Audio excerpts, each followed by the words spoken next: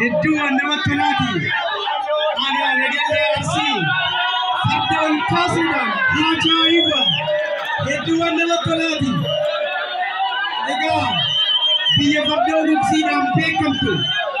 Biyya hawwata turizimii haroowwan hedduu bishaanaa abjaataa kan keessatti argamu. Hara Laangannoo Fincaaleetis akkasumas holqa hedduu kan keessatti argamtu aanaa Nagalee Arsii.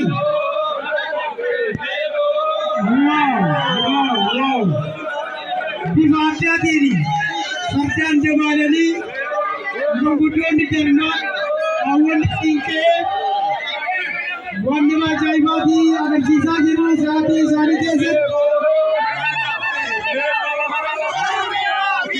Abbaa farda daamaa